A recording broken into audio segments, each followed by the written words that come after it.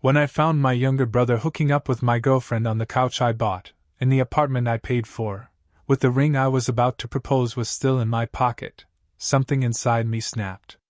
And when I learned my parents knew and took his side? That was the moment I stopped being their son. I'm Caleb, 31, a combat vet turned gym manager. And this is the story of how I gave my family an ending they never saw coming.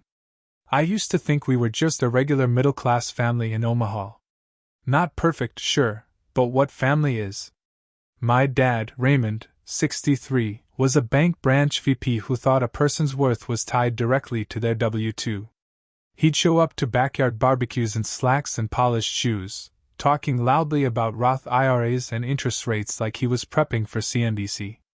Mom, Janice, 59, taught second grade and had a face for Christmas cards, warm to everyone else's kids but cold and clinical at home. She baked for bake sales, chaired the PTA, and came home to critique how I folded my laundry. Her favorite phrase? "Why can't you be more like your brother?" That brother was Lucas, 3 years younger and infinitely more adored. Lucas couldn't run a lap in pee without wheezing, but Dad still called him our athlete.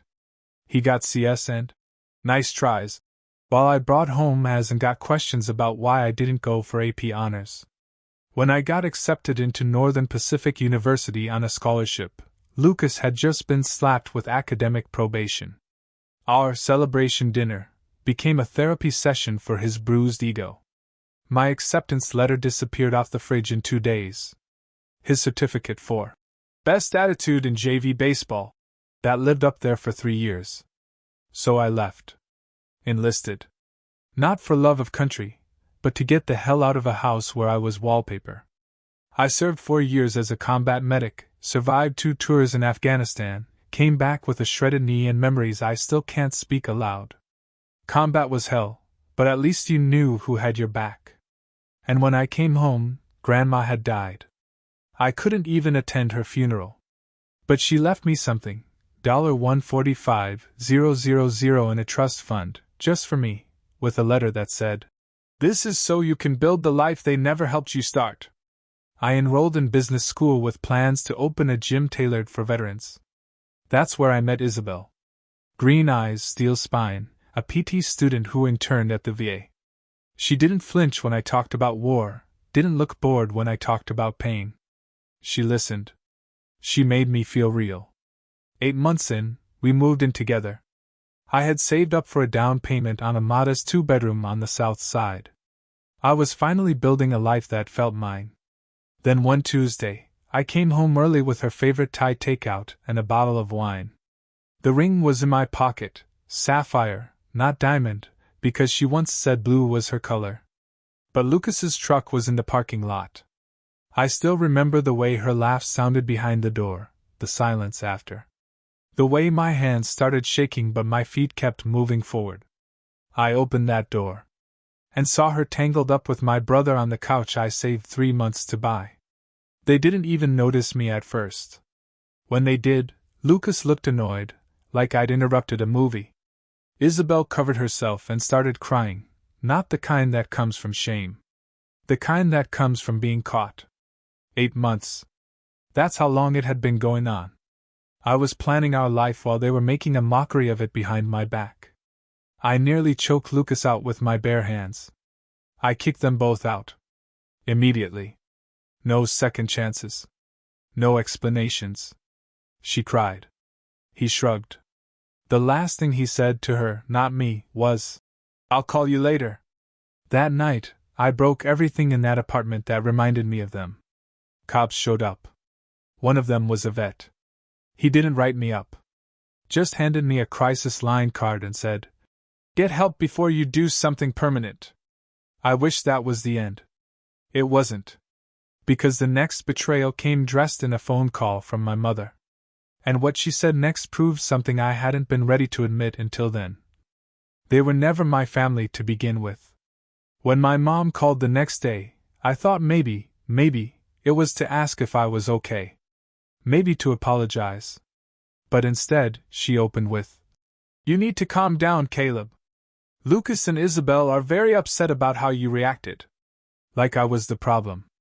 Like walking in on your brother impregnating your girlfriend on your couch should earn them a gentle conversation and a bottle of wine, not a boot out the door. She went on, explaining how feelings are complicated. How you can't help who you fall in love with.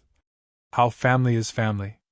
I stood there holding my phone, numb, listening to her tell me I needed to be the bigger person because they're trying to start a life together now.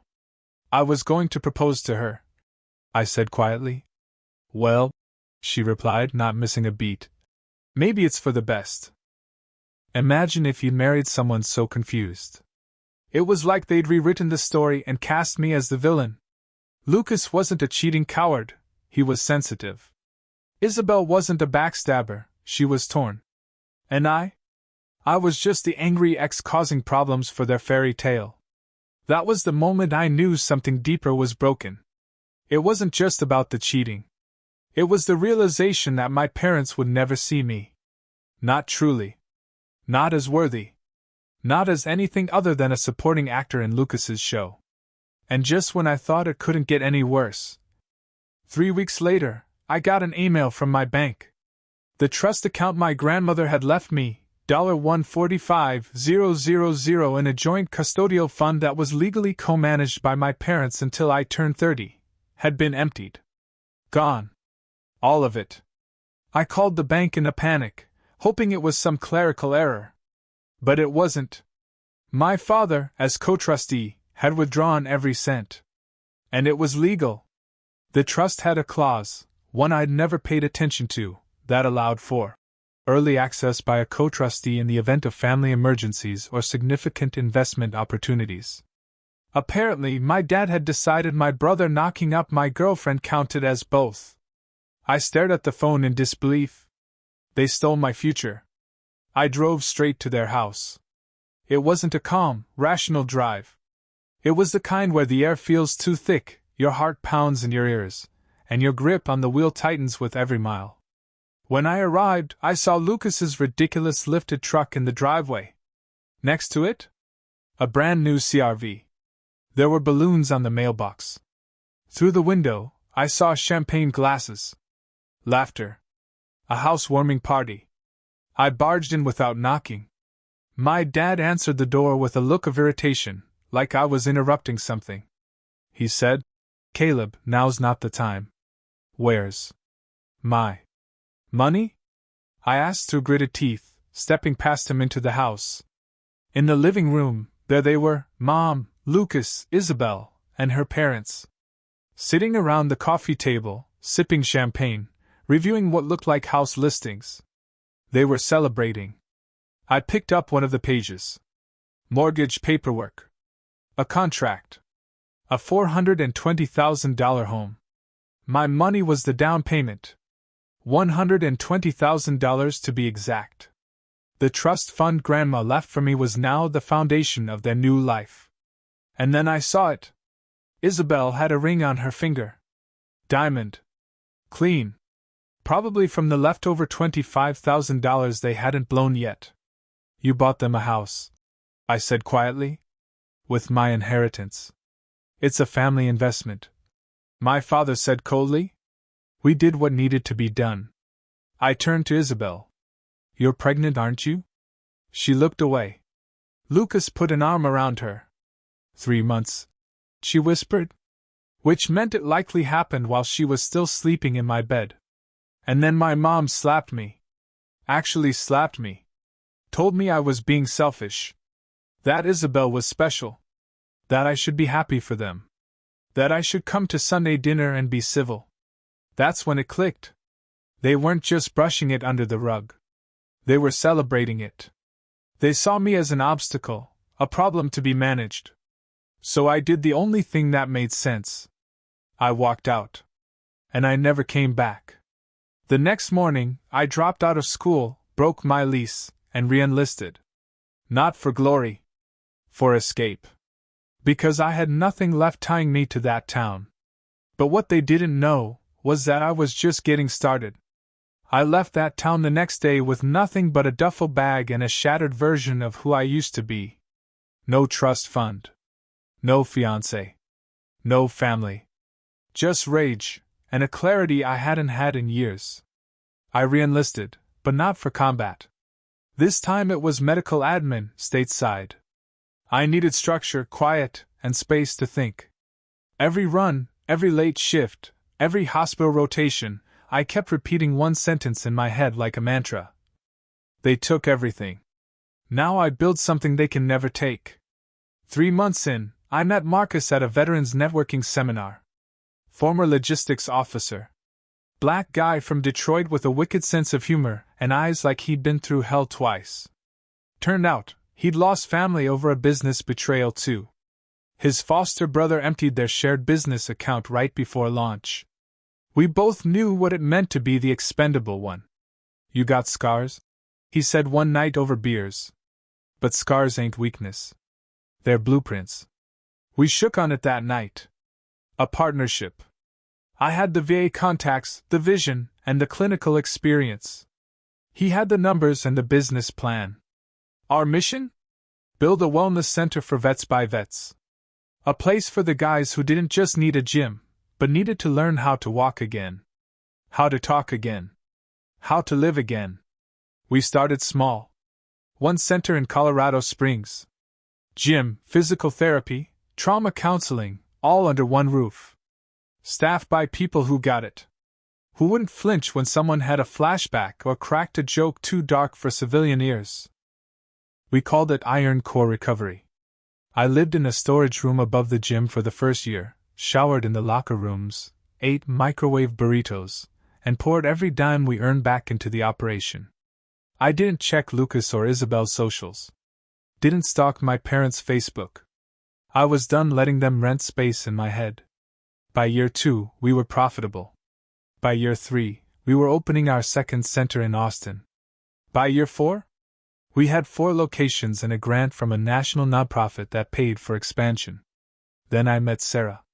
She was a trauma psych at a suicide prevention fundraiser. Her dad was a Vietnam vet who died by overdose in '97.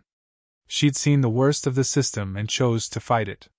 She was the first woman I opened up to about everything. Mia, yes, I used to say Isabel, but that's who she really was, the trust, the betrayal. She didn't flinch. She said, "They took your foundation, but you built a skyscraper. That's survival. That's legacy." I proposed a year later. Hiking trip, city view behind us. Sapphire ring. She said yes before I finished asking. We bought a small house in the foothills. 3 bedrooms, no granite countertops, no trendy backsplash, just home. No money from parents. No gifts. Every nail, every piece of furniture, paid for by the life I had built from rubble. And then, 5 years after the betrayal, the call came. Unknown number. I let it go to voicemail.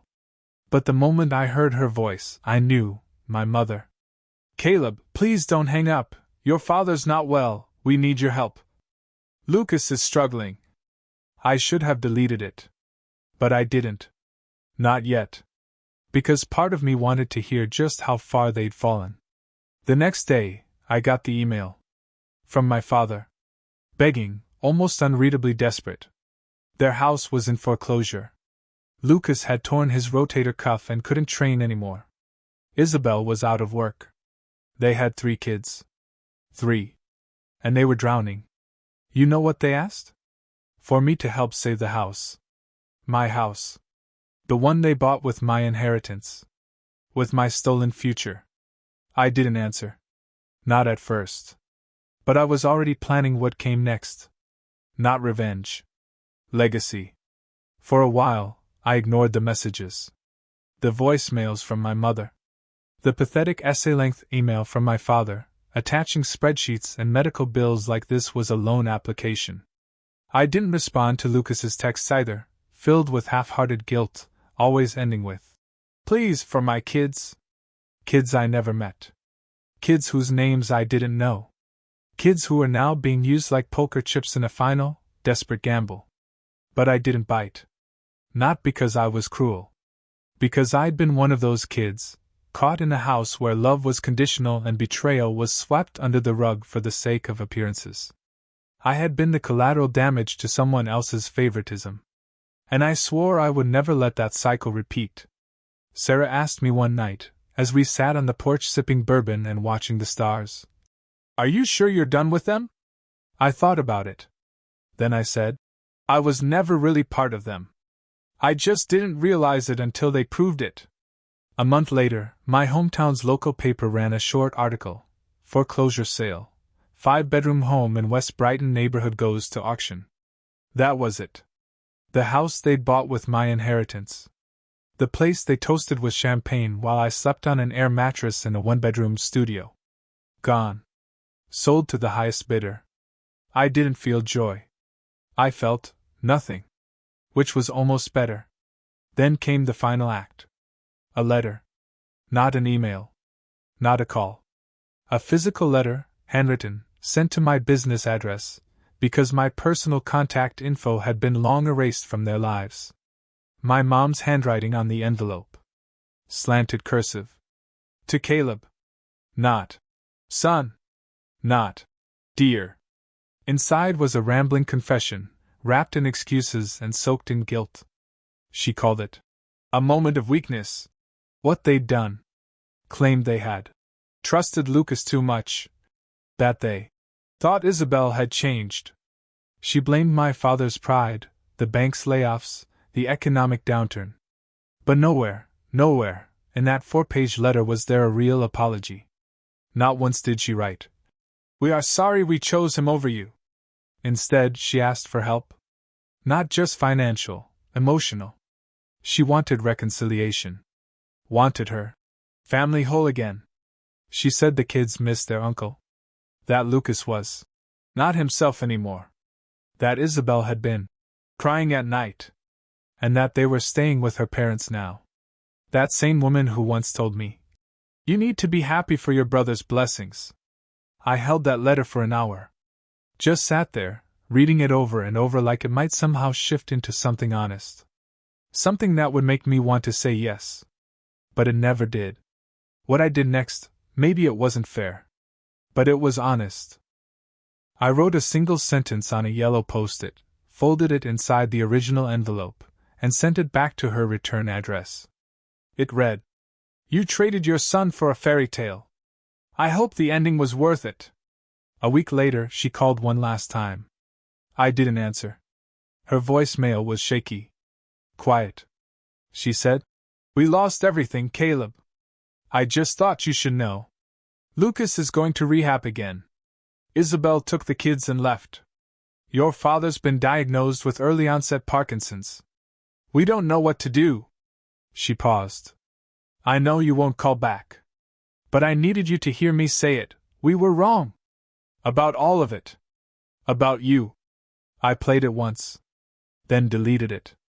Because it was too late. Too late to fix what they'd broken. Too late to undo the theft. The betrayal. The years of silence when I was bleeding overseas while they poured champagne for Lucas. They had already chosen who mattered to them. Now they'd have to live with what that choice cost. A year passed. No calls. No letters. Just silence, the kind that used to hurt, but now felt like peace. I wasn't watching from afar. I didn't check their socials. Didn't stalk foreclosure notices or public records. But life has a funny way of letting news find you when you stop looking. We were hosting an event at one of our Iron Core centers, a fundraiser for veteran housing access. A reporter covering the story said he'd looked into my background. "You're from Brighton, right?" he asked, innocently. I nodded. Small world. The name Winslow came up in a housing auction story I did last year. Any relation to the family that lost that big place over on Walker Ridge? I just smiled. "No relation," I said. "None at all." And that was the last time I said their name out loud. Sarah and I built something real. We opened 2 more centers that year, one in Arizona, one in Georgia. We hired veterans no one else would touch, guys with records, with flashbacks, with stories that made employers nervous. We gave them roles, purpose, and for some of them, their first real paycheck in years. We weren't just changing lives. We were saving them. One afternoon, I came across an envelope buried in an old moving box, still sealed. It was the original trust paperwork. My grandma's note was inside. Just a few lines, written in her careful script. I always knew you'd have to fight harder for your place. This is my way of fighting for you. I kept that note in my wallet from then on. Not the money. Not the ring. Not the betrayal. That. She saw me. One person was enough. 6 months later, we got the letter. From a lawyer. Certified.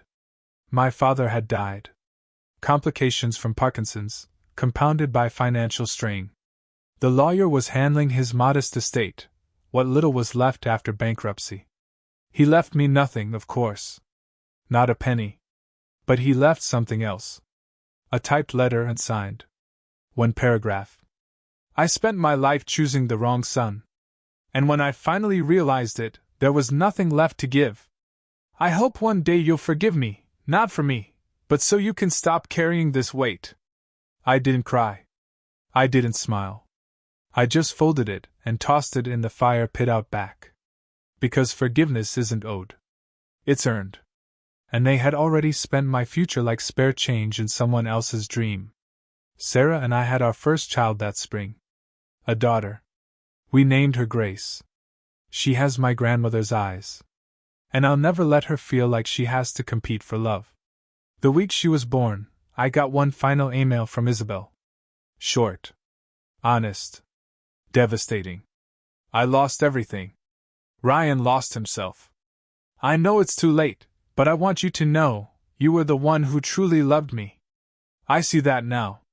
I didn't reply. Some things are better left unanswered. Because this wasn't a story of revenge. This was a story of survival.